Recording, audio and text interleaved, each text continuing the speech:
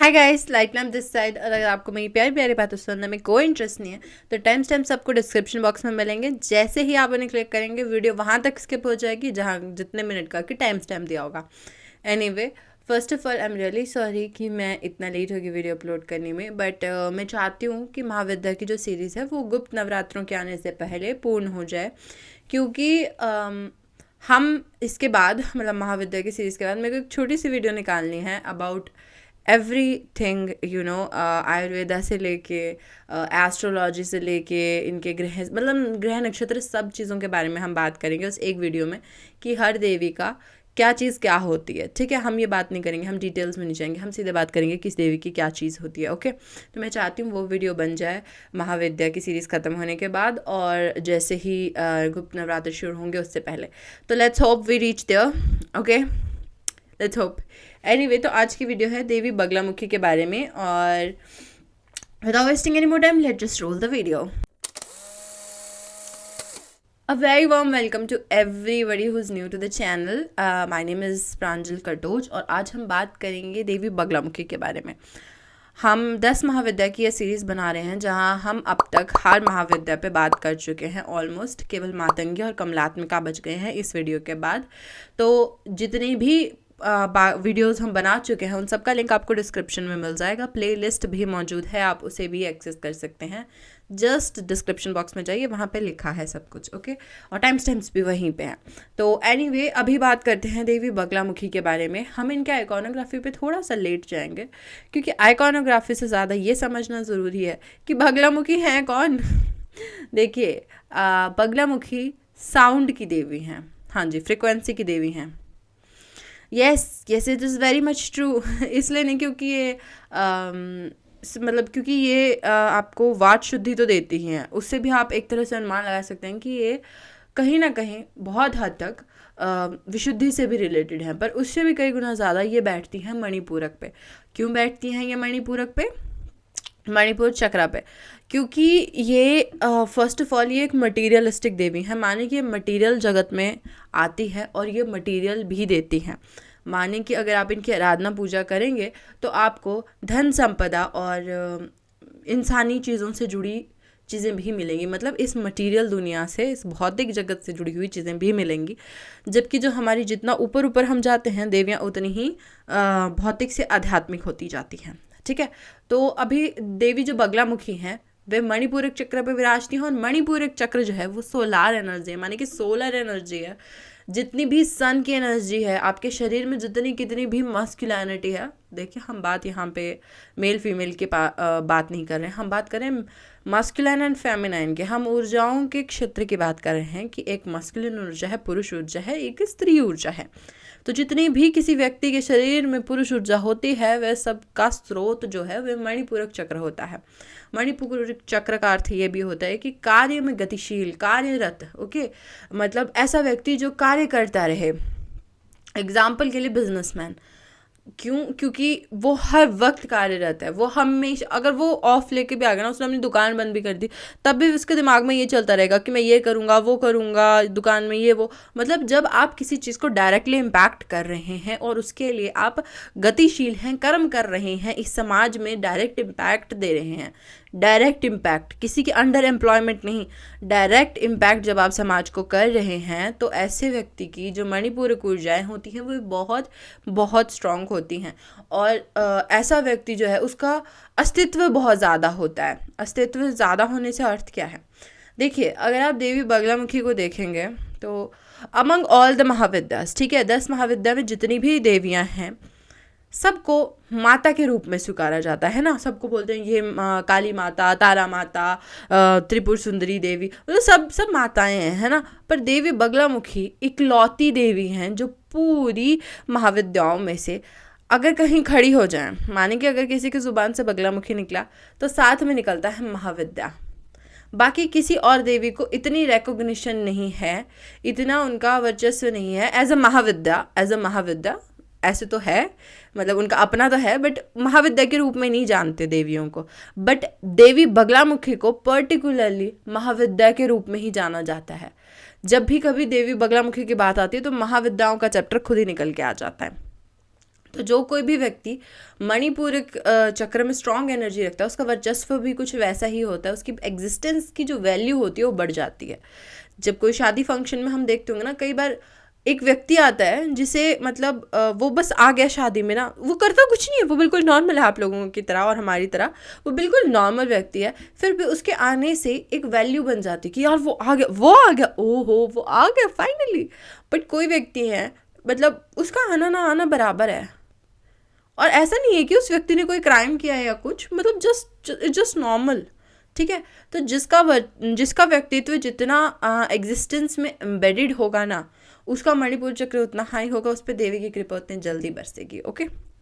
और देवी अब हमने ये क्यों कहा कि देवी जो है वो साउंड की देवी हैं। देखिए ये वाच शुद्धि देती हैं, माने कि जो भी कहा जाए वह सत्य हो जाए, ये ऐसी शक्ति देती हैं। इनकी जो मेन ऊर्जाओं पे आएंगे हम थोड़ी देर में अभी, पर पहले ये चीज़ें समझना ज़रूरी है कि देवी क्या करती हैं। देवी आपको वाक शुद्धि देती हैं, या जैसे हम वाच शुद्धि कहते हैं, और ये आपकी थ्रोट को पूरी तरह से क्लियर कर देती हैं ताकि इससे जो कुछ भी निकले वह सत्य हो, ठीक है। देखिए जैसे अब आपने सुना होगा ना कि श्री कृष्ण ने वरदान दिया, ह्यूमन फॉर्म में भी उन्होंने वरदान दिया। चलिए श्री कृष्ण का मान लेते हैं कि वो गॉड इनकारनेशन थे और वो वरदान दे सकते थे, ठीक है। पर शांतनु ने फिर देवव्रत जी को कैसे दिया, मतलब भीष्म पितामह को उनके अपने पिता ने वरदान कैसे दिया? उनके पिता तो ह्यूमन थे, है ना, इससे मणिपूरक चक्र की एनर्जी से, ठीक है, वाच शुद्धि से। ओके। तो ये जो देवी हैं मतलब ये आपको ऐसी पावर्स दे देंगी अगर आपने साधना की तो, ठीक है, साधना। और अगर किसी को ये नहीं पता साधना और पूजा के बीच का डिफरेंस क्या है, प्लीज़ पिछले 2 एपिसोड हैं चेक कर लो, दोनों का लिंक नीचे दिया जाएगा, ठीक है। देवी धूमावती के बारे में भी, और अगर आप 18+ हैं तो आप छिन्नमस्ता के ऊपर भी देख सकते हैं। एनीवे सो देवी जो है वो ऐसी चीज़ें देती हैं, यदि साधना करेंगे तो वाच शुद्धि देती हैं, जो आप कहेंगे वह वरदान बन जाएगा और वह सत्य हो जाएगा, चाहे वह कितनी ही उटपटांग चीज़ क्यों ना हो। अब आगे बात करते हैं कि देवी की और पावर्स क्या हैं। देवी स्तंभन की देवी हैं। देखिए आप लोगों को समझना होगा कि स्तंभन जो शब्द है वह स्तंभ से बना है, अर्थात पिलर। स्तंभ माने कि पिलर, ठीक है। पर स्तंभ का मतलब सिर्फ पिलर ही नहीं होता है, वे पिलर तो है ही, ठीक है, बट इसका एक अर्थ वह भी है जो हिल ना सके, जो हिलता ना हो, ठीक है, पैरालाइज्ड चीज़, ठीक है। तो देवी स्तंभन करती हैं, अर्थात देवी आपको एक पिलर की तरह बनाती हैं जो हिल नहीं सकता।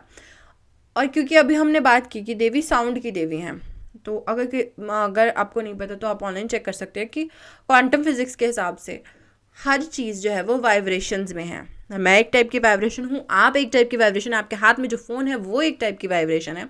तो जितना कुछ भी है एग्जिस्टेंस में वो वाइब्रेशन की फॉर्म में है। देखिए आपका शरीर सिर्फ एक ही नहीं होता, इसके अंदर अलग अलग परतें होती हैं, राइट। आपकी हड्डियाँ आएंगी, फिर आपकी मांसपेशियाँ आएंगी, फिर आपकी स्किन आएगी, है ना। बिल्कुल वैसे ही पहले मटेरियल आएगा, फिर उसके बाद फ्रिक्वेंसीज आएंगी, फिर कुछ और, मतलब एक के ऊपर एक लेयर आती हैं। तो एक लेयर जो है साउंड की, जो पूरी लेयर है एग्जिस्टेंस में, जितने कुछ भी साउंड है वो सब कुछ के हैं, वे देवी बगलामुखी के हैं। तो इस हिरण्यगर्भ में, इस पर्टिकुलर यूनिवर्स में जिसमें हम अभी रह रहे हैं, ठीक है, इस पर्टिकुलर यूनिवर्स में, हाँ मैं मल्टीवर्स की ही बात कर रही हूँ अगर आप लोग समझ रहे हैं तो इस पर्टिकुलर यूनिवर्स में देवी के सामने या देवी के पास में ऐसा कोई शक्ति नहीं है जो देवी के स्तंभन से चूक जाए, क्योंकि एग्जिस्टेंस में जितना कुछ भी साउंड है वे ये स्वयं ही है। देवी बगलामुखी स्वयं ही वह साउंड है, जितना कुछ भी एग्जिस्टेंस में जो कोई भी साउंड एग्जिस्ट करता है वह सब कुछ देवी बगलामुखी खुद ही है। और सबसे बड़ी बात मतलब इसी वजह से देवी स्तंभन कर पाती हैं। अब देवी मोहित भी कर देती हैं। अब मोहित कैसे करती हैं, अगर किसी ने ये बात नहीं सुनी तो प्लीज़ आप ऑनलाइन भी चेक कर सकते हैं, क्योंकि अगर मैं ज़्यादा बोलूँगी ना यहाँ पे तो वीडियो बहुत लंबी हो जाएगी। यूजुअली ऐसे ही इतनी लंबी चली जा रही है मेरी बिना इच्छा के, ठीक है, बट अभी हम इसको थोड़ा फास्ट कर रहे हैं, ठीक है। थोड़ी चीज़ें आप ऑनलाइन चेक कर लीजिए। देखिए अगर आपने ऑनलाइन कभी चेक किया होगा तो आपको पता चलेगा जो हॉरर मूवीज़ में जो साउंड होता है ठीक भूत के आने से पहले का, वो एक्चुअली में एक बच्चे की क्राइज होती हैं, एक बच्चे का रुदन होता है, एक बच्चे के रोने की आवाज़ें होती हैं, क्योंकि इंटेंशनली हमारे शरीर के अंदर, आपके पास नहीं, आपके दिमाग में नहीं, आपके शरीर को इस तरह से बनाया गया है नेचर के द्वारा कि हमें सर्वाइवल के लिए, जब हमारे पहले जो हमारे पूर्वज थे जो इधर रहते थे, केव्स में रहते थे, ठीक है, जो हमारी पुरानी सभ्यताएं थी, तो उस समय पे हम लोगों को सर्वाइवल ज़्यादा ज़रूरी था। आज के टाइम पे तो सर्वाइवल उतना इम्पॉर्टेंट नहीं है, बट उस टाइम पे सर्वाइवल ज़रूरी था। तो इसलिए हमारे शरीर में ये चीज़ें नॉर्मली आ गई, नेचुरली आ गई कि यदि हमारा बच्चा रोएगा तो हमारे शरीर को अनकंफर्टेबल फील होगा। वो इसलिए ताकि हम पर्टिकुलर इंसान या फिर पर्टिकुलर जीव जंतु अपने जाति की रक्षा कर सके, ठीक है, और उसको आगे, मतलब ये सर्वाइवल के लिए था। तो इससे हमें ये चीज़ समझ आती है कि कुछ टाइप के साउंड्स हमारे मूड के साथ साथ हमारे शरीर तक को अनकंफर्टेबल करने की क्षमता रखते हैं, ठीक है। तो कुछ ऐसे साउंड्स भी होते हैं जो हमें किसी से प्यार में डालते हैं, बिल्कुल वैसे जैसे कि देवी बगलामुखी यूज़ करती हैं। उन्हीं में से एक साउंड जो देवी बगलामुखी यूज़ करती हैं, जिसे मोहन कहते हैं, ठीक है, वो मोहित करती हैं, वे किसी भी चीज़ को मोहित कर सकती हैं। अभी हम एक कथा सुनेंगे जिसकी वजह से हम जानेंगे कि देवी के पावर्स काम कैसे करती हैं। तो एक समय आया, एक असुर हुआ जिसका नाम था मदन। मदन को अच्छी तरह से पता था कि देवताओं के पास श्रीहरि का साथ है और जिनके साथ श्रीहरि खड़े हैं उनसे वे अकेला नहीं लड़ सकता। तो उसने सबसे समझदारी भरा ऑप्शन चुना। उसने ब्रह्मदेव की तपस्या की और उसने वर मांगा कि मुझे वाद शुद्धि चाहिए। अब जब ब्रह्मदेव प्रसन्न हो गए थे तो उन्हें तो वाद शुद्धि देनी पड़ी। और जैसे ही मदन के पास वाद शुद्धि आई, उसने स्वयं को त्रिलोकाधिपति सोच लिया। अब वे जगह जगह जा के त्राही त्राही मचाता, वे ऋषि मुनियों के पास जाता, उनके यज्ञ भंग करता, उनकी तपस्याओं को ख़त्म कर, मतलब बहुत बहुत अलग अलग गलत चीज़ें की उसने। तो अब आई एम सो सॉरी, मैंने माइक हिट किया। तो अब देवी के पास अब श्रीहरि के पास कोई उपाय नहीं था, क्योंकि अब वे स्वयं जाते तो वे सुदर्शन चक्र तक को रोकने की क्षमता रखता था। तो अब श्रीहरि ने सभी देवताओं को लिया और उन्होंने आदि पराशक्ति के लिए तपस्या करना शुरू किया। और जब देवी प्रसन्न हुई तो और प्रकट हुई तो वे माता बगलामुखी के रूप में प्रकट हुई और उन्होंने मदन को सबसे पहले मोहित किया ताकि वे उनके पास आए। और जब उनके पास आ गया तब उन्होंने स्तंभन किया, अर्थात उसे पैरालाइज किया, और उन्होंने उसकी जीभ बाहर को खींच ली, ओके, और उन्होंने उसको अपनी गदा के थ्रू मार दिया। बट मदन ने, जब माता ने उसकी जीभ पकड़ ली और वह कुछ बोल नहीं पाया, तब उसको अपनी गलती का एहसास हुआ। उसे समझ आया कि मैं कितना मूर्ख था और किस बड़ी शक्ति से लड़ने चला था मैं। तो उसने उसी क्षण देवी बगलामुखी से तहे दिल से माफ़ी मांगी। और देवी इतनी दयालु थी कि उन्होंने बेशक उसकी हत्या कर दी, किंतु उससे पहले उसे वरदान दिया कि सदैव ही उसका पूजन देवी के साथ होगा। इसीलिए आपको ये सब पिक्चर्स मिलेंगी देवी बगलामुखी के इंटरनेट पे जब भी आप सर्च करने की कोशिश करेंगे या जब भी आप किसी मंदिर में भी विजिट करेंगे, क्योंकि मदन को अब सदा ही देवी के साथ पूजा जाने लगा था। और ये चीज़ जो है, ये देवी और असुर का इकट्ठे दिखाया जाना, ये इस चीज़ को भी सिंबलाइज करता है कि यहाँ अच्छी तरह से बताया जा रहा है कि यदि आप वाद शुद्धि भी पा लेंगे तो वाद शुद्धि से भी परे एक शक्ति है जिसे हम बगलामुखी कहते हैं, ठीक है। ये मैसेज भी एक टाइप से, ये मैसेज भी यहाँ पे दिया जा रहा है। तो अभी हम बात करेंगे उनके नाम के बारे में कि उनके कितने नाम हैं और वे किस किस अलग स्वरूप में हैं, ओके। सबसे पहले बात करेंगे, उन्हें कहा जाता है कल्याणी। आपने सुना होगा ना, देवी अंबिका को भी कहते हैं, जगदम्बा माता को भी कहते हैं, कल्याणी दुर्गा को भी कहते हैं, है ना। तो वैसे ही देवी बगलामुखी को भी कल्याणी ही कहा जाता है। और पीताम्बरी, नॉर्थ इंडिया में इन्हें पीताम्बरी नाम से ये बहुत ज़्यादा फेमस है, क्योंकि ये अगेन वही बात आ गई कि पीले रंग के वस्त्र पहनती हैं और ये मणिपूरक पे विराजती हैं, अतः ये पीले रंग के वस्त्र पहनती हैं। ये शत्रु बुद्धि नाशिनी भी हैं। अभी हमने देखा था कि इन्होंने क्या किया, इन्होंने मदन को पहले मोहित किया ताकि वो इनके पास आ जाए और फिर उसके बाद स्तंभन किया। अतः ये बिल्कुल इसी तरह से अगर हम इनकी आराधना करते हैं या अगर हम इनकी पूजन करते हैं तो ये हमारे शत्रुओं का भी की बुद्धि का विनाश कर देती हैं, अतः हमारी विजय करवाती हैं। और इन्हें ब्रह्मास्त्र sorry I am really sorry for that, इन्हें ब्रह्मास्त्र रूपिणी या स्वरूपिणी भी कहा जाता है। अब इसके पीछे भी एक कथा है, इन्हें ब्रह्मास्त्र स्वरूपिणी क्यों कहा जाता है। बहुत समय पहले इस कॉस्मोस में, इस अंतरिक्ष में एक बहुत भयंकर तूफान आया, बहुत भयंकर, इतना भयंकर कि पंच तत्व भी मिलके उसे ना रोक सके। इवन जितने भी 33 कोटि आदित्य थे वे सब भी हार मान गए, और इवन श्री हरि ने भी ट्राई करके देख लिया पर वे भी रोक ना पाए। अब सब परेशान हो गए, अब क्या करें। तो सबसे बड़ी जिम्मेदारी किसकी थी? श्री हरि की, क्योंकि वह पालनहार है। अब उन्होंने ही सब कुछ देखना था, सब उनके ऊपर डिपेंड हो गए।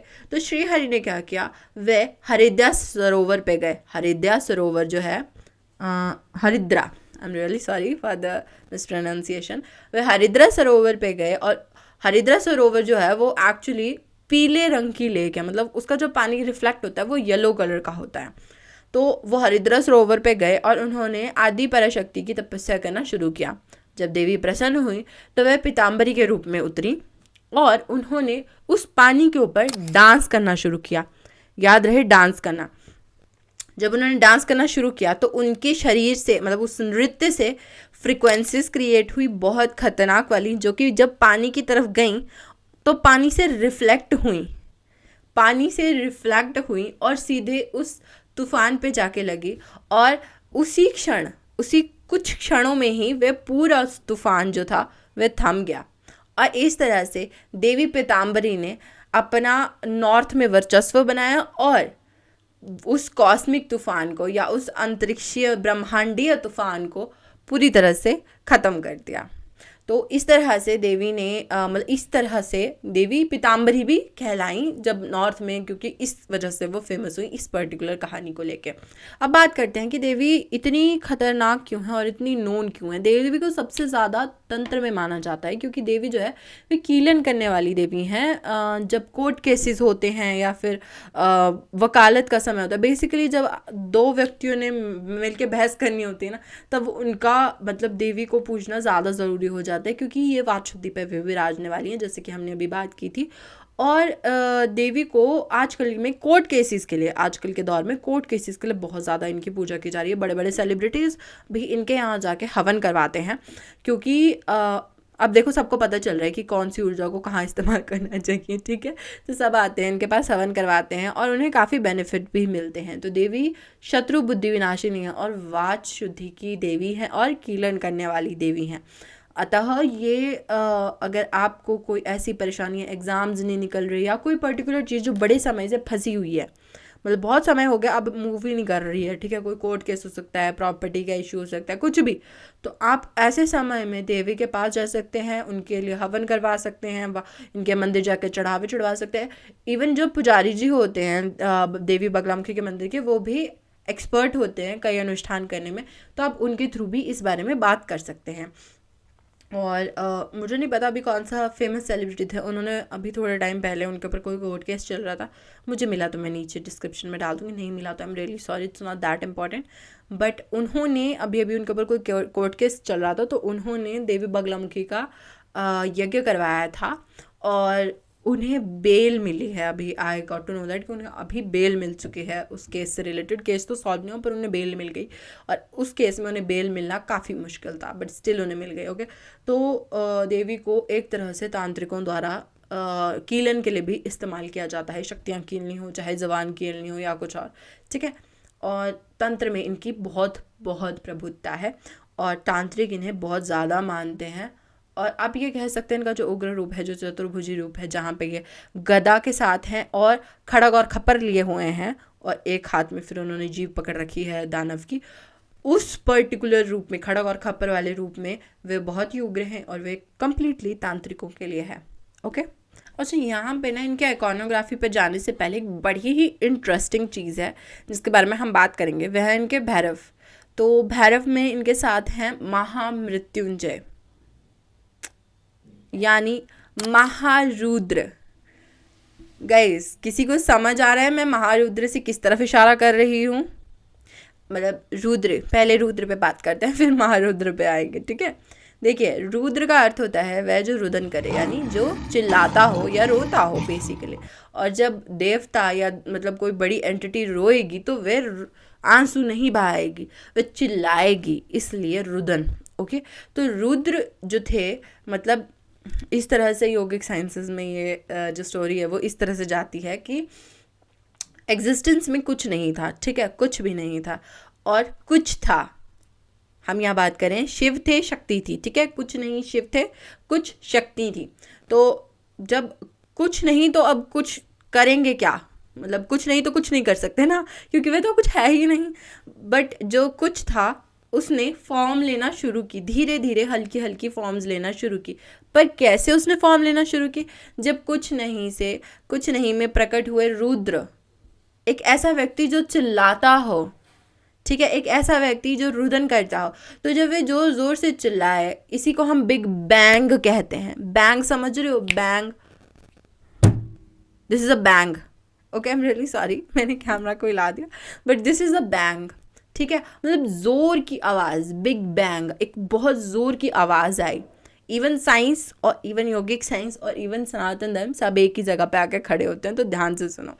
तो एक बिग बैंग हुआ, एक नहीं हुआ, मल्टीपल हुए, क्योंकि अब साइंटिस्ट भी कह रहे हैं कि एक बिग बैंग तो बिल्कुल नहीं था, बहुत सारे थे, अलग अलग जगह पे अलग अलग टाइम पे वो, ठीक है।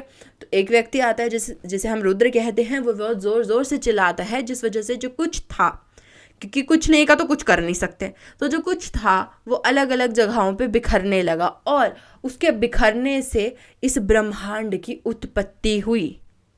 ओके, इस तरह से ये कॉस्मोस बना। और यही ऊर्जा जब महारुद्र में जाती है, महारुद्र का अर्थ है वह जो बहुत, मतलब देखिए हमने बात की थी कि जब भी मतलब महा लग जाएगा किसी चीज़ के साथ, या परा लग जाएगा, ठीक है, या सदा लग जाएगा, मतलब कोई भी चीज़ अगर किसी बड़ी एंटिटी के आगे लग जाएगी तो इसका अर्थ है, अगर उसके आगे प्रीफिक्स लग जाएगा तो इसका अर्थ है कि अब वह जो है वो उसको पूरी तरह से कंट्रोल कर रहा है। तो महारुद्र का अर्थ क्या हुआ? मृत्युंजय, यानी समय और काल दोनों से परे, ठीक है, यानी कि एग्जिस्टेंस के हर साउंड की जितनी भी नेचर है वे इनके भैरव के पास है। और इनके भैरव का अर्थ होता है वह जो रक्षा कर रहा हो। अब रक्षा किसकी कर रहा है? वह बगलामुखी की। तो जस्ट इमेजिन बगलामुखी के पास पावर्स कितनी होंगी, just imagine. Okay, this the biggest thing. Okay, this makes me overwhelm. मतलब मैं देवी के मंदिर में बहुत बार गई हूँ और मेरे लिए जब भी मैं गई ये एक्सपीरियंस हमेशा नया, हमेशा नया। मैं हिमाचल प्रदेश से हूँ, मैं अभी तक बनखंडी नहीं गई हूँ, पर हमारे यहाँ पे पास में ही पंडोह में भी देवी बगलामुखी का मंदिर है। ओ माय गॉड, मतलब वहाँ भी देवी इतनी एक्टिव है ना, मतलब आप जाएंगे तो आपको साफ फील होगा उनकी ऊर्जा, कि वो कितनी ऊर्जावान है। वहाँ पे वहाँ की हवा में ना एक अजीब सा सुकून है, एक अजीब सी खुशबू आती है, बहुत बहुत खूबसूरत है। देवी की ऊर्जा बेहद खूबसूरत है। एनीवे, आगे बढ़ते हैं और मेरे थोड़े पर्सनल एक्सपीरियंसेस को कम करते हैं ठीक है, चलिए आगे बढ़ते हैं। तो अभी हम बात करेंगे इनके आइकॉनोग्राफी पे, ठीक है। आइकॉनोग्राफी, तो देवी एक्चुअली पर्टिकुलरली 2 रूपों में दिखाई जाती हैं, ठीक है। एक इन्हें सौम्य भी कहते हैं, क्योंकि ये देवी तारा की तरह, देवी काली की तरह और देखने में उग्र नहीं है, पर इनका स्वभाव उग्र है। यस, ये उग्र स्वभाव की हैं। इनके साथ वो माता मुझे माफ़ कर दो, मुझसे गलती होगी नहीं चलेगा, वो आपको छोड़ेंगी नहीं। अगर आपने कोई भी गलत कार्य किया, यदि आप साफ इंटेंशन से गए हैं तो डरने की क्या बात है। एनीवे, सो देवी जो हैं वे 2 रूपों में दिखाई देती हैं। एक द्विभुजा के साथ, यानी कि जब इनके 2 हाथ होते हैं इंसानों की तरह, और एक चतुर्भुज में जब इनके 4 हाथ होते हैं। देखिए, इनका पर्टिकुलरली एक चीज़ है कि इनके पास गदा रहेगी और ये राक्षस की जीवा को अपने हाथ में लिए होंगी, ठीक है। इनके दाहिने हाथ में गदा रहेगी और बाएं हाथ में इन्होंने राक्षस की जीभ को, यानी मदन की जीभ को अपने हाथ में लिया होगा। जब ये द्विभुज रूप में होती हैं तब ये इसी पर्टिकुलर रूप में दिखती हैं, पर जब ये चतुर्भुज में भी होती हैं तब भी इनके पास इनके जो 2 हाथ होंगे वो सेम चीज़ में एंगेज होंगे, बट इनके जो फ्री 2 हाथ होंगे वे डिफरेंट डिफरेंट चीज़ों को डोनेट कर सकते हैं। यदि इनके पास खपर और खड़ग हुए तो इसका अर्थ है कि देवी उग्र रूप में है, यहाँ पे देवी मोक्ष प्रदान करने वाली है। यदि वे वरद और अभय मुद्रा में हो तो यहाँ पे देवी फल स्वरूपिणी है, अर्थात वे यहाँ पे सौम्य रूप में है और वे वहाँ पे वर देने वाली हैं, वे आपको मटीरियल थिंग्स देने वाली हैं। याद रहे, जब भी देवियाँ वरद और अभय मुद्रा में होंगी तो इसका अर्थ है कि देवियाँ मटीरियल भी देती हैं। ठीक है, वरद और अभय मुद्रा का अर्थ यही है कि वे सौम्य रूप में है और वे मटीरियल थिंग्स देने वाली हैं। और अगर हाँ, इनके बात करते हैं कि इनके जो सवारी है वह है बगुला। अगर किसी को पता हो तो बगुला शिकार कैसे करता है। बगुला अपनी टांगे पानी में डिप कर देता है और वे मछलियों के पास आने का इंतज़ार करता है। वे वाइब्रेशंस को फील करता है और जैसे मछली उसके पास आती है वो चोंच डाल के उसको पकड़ लेता है।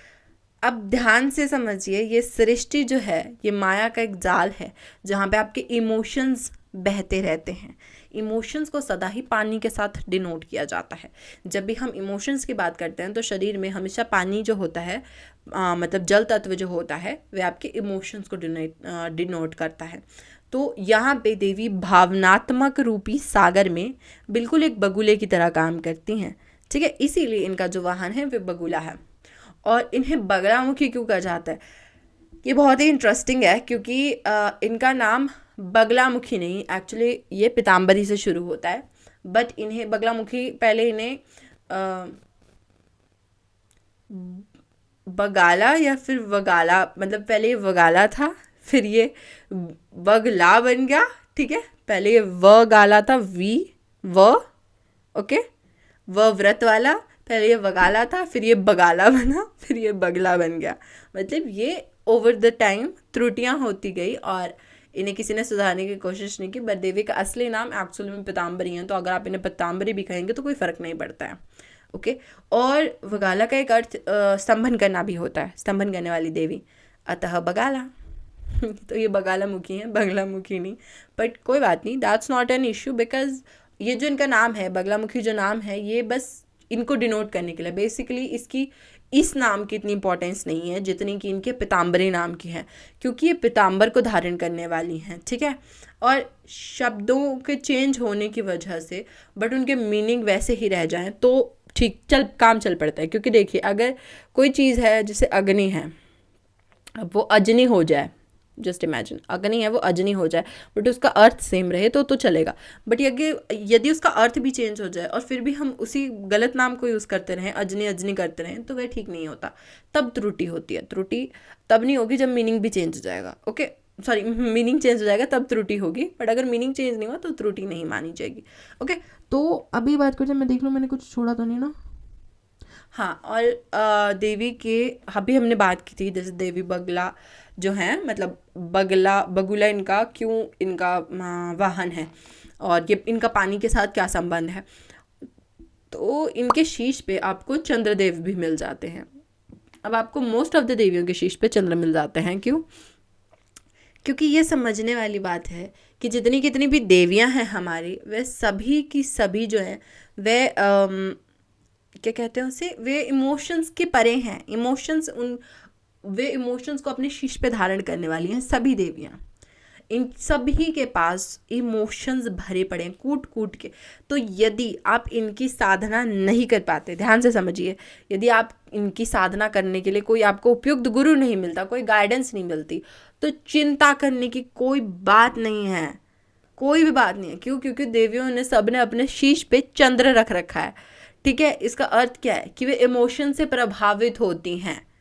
और यदि आप सच में इन्हें इमोशंस से डिवोट करेंगे, अगर आप सच में अपना सर्वस्व लगा के इन्हें खुद को इन्हें डिवोट कर देंगे, इन्हें समर्पित कर देंगे, ये दौड़ी चली आएंगे सब की सब।